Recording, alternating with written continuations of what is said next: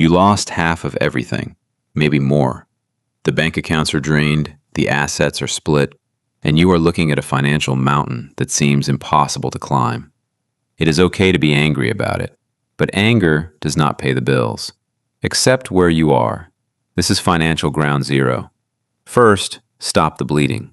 Cut every single unnecessary expense. You do not need the luxury car right now.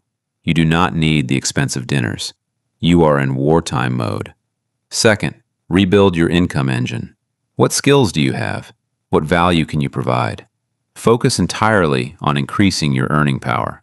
Third, realize that wealth is built faster the second time around. You are not a naive kid anymore. You have experience, you have a network, and you have the harsh lessons of failure guiding you. You lost the money. You did not lose the ability to make it. Get back to work.